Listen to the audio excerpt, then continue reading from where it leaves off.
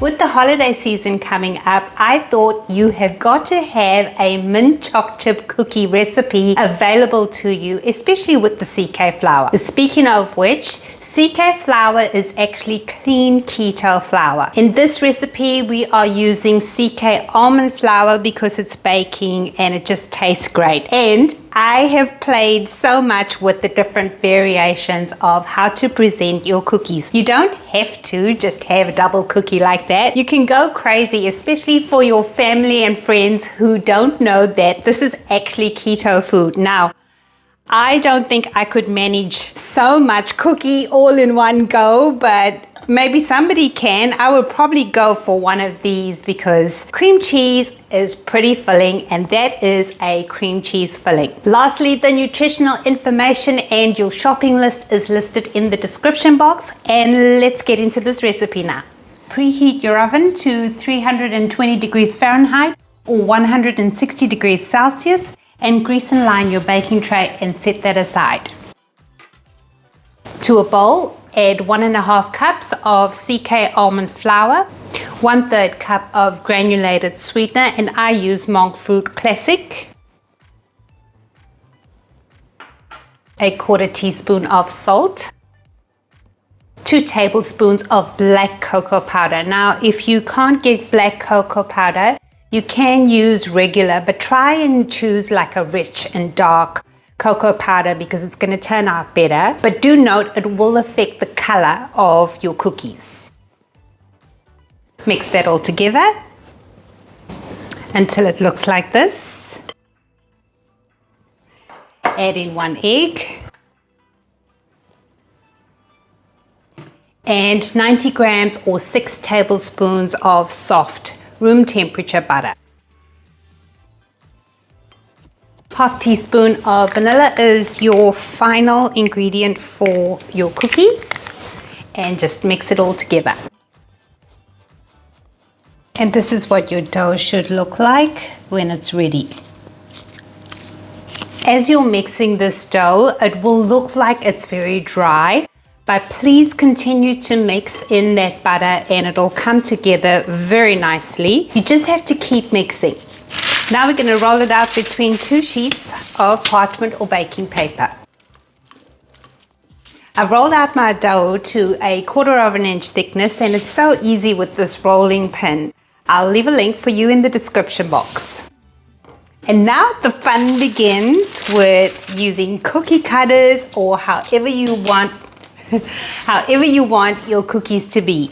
And I'm going to be using 2 sizes, just plain cookie cutters, and simply cut out your cookies.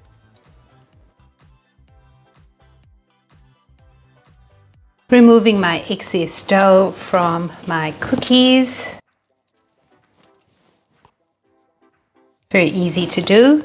And now quite simply place your cookies on your lined baking sheet. Alright, these cookies don't spread much at all, so you can have them closer together if you want. Gather up the rest of the cookie dough or the excess, and you're going to re-roll this to make more cookies. This is just the remaining excess cookie dough that I have left. I'm going to actually crush this into the filling, so I think that's pretty cool. And that's the last of my cookie dough done. Now you can see that I have placed them quite close together. They don't actually spread in the oven, so you can do that. So I have 14 of these size cookies, and I've done a few just because I want to show you how to stack them. Do ensure that your oven was preheated to 320 Fahrenheit or 160 Celsius, and you're going to bake your cookies for 10 to 12 minutes. Cookies! And when the bake time is up, remove from the oven and let it cool. You'll see a little bit of seepage of melted butter. That's why you need to let it cool, and plus you don't want to melt your filling. While your cookies are cooling, add to a bowl 200 grams of cream cheese. Now the best cream cheese I found was Philadelphia cream cheese. It's also the lowest in carbs. I'm just going to microwave it 10 seconds at a time to soften it. And what that does is that when you're mixing your cream cheese, it helps get rid of any lumps and it combines better. Just going to stir this to check that it actually is softened. Yeah, that's pretty good, and mine went for a total of 20 seconds. To this, we're going to add 3 tablespoons of heavy cream and 3 tablespoons of powdered sweetener or equivalent of whatever sweetener you're using, 1 teaspoon of peppermint extract, and lastly a teeny tiny bit of green food color. I'm using 1/8 of a teaspoon. And mix it all together.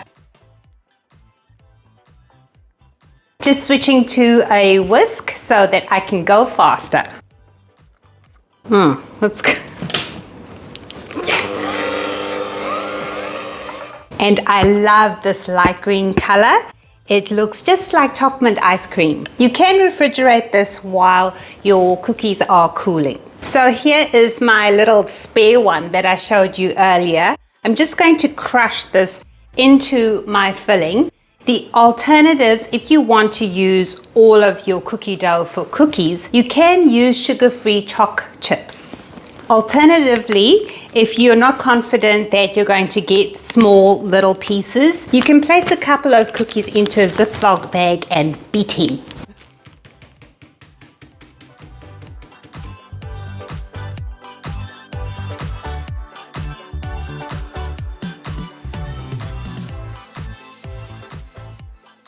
Now you can assemble your choc chip cookies in a number of ways.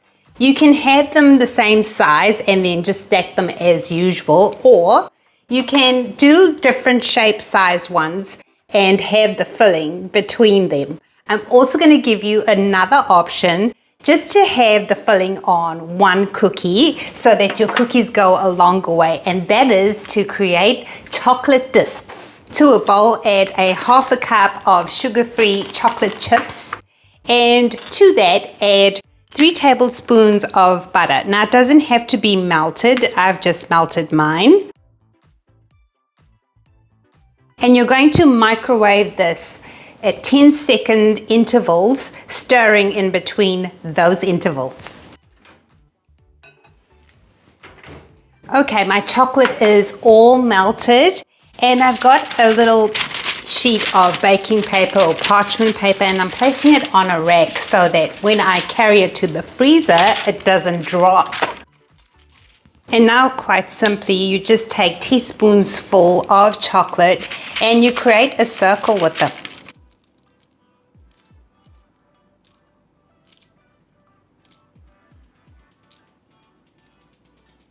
Okay, pop it in the freezer for 10 minutes so it can harden. That's what it looks like.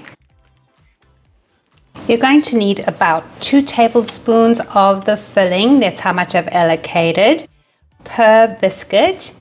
And now I'm just smoothing it off so that, because I want a little biscuit on top there and the disc.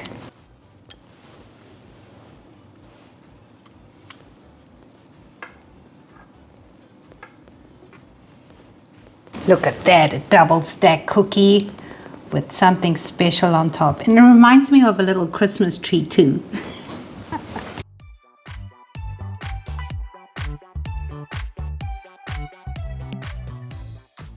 And this is what your cookie is going to look like with 2 cookies and filling in between them.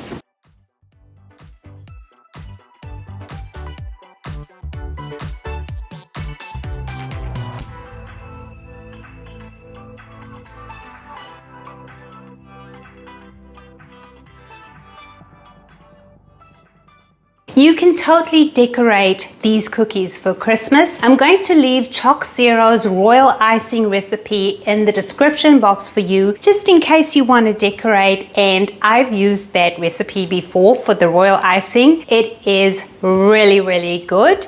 And I hope you have lots of fun with the kids and grandkids eating choc chip cookies.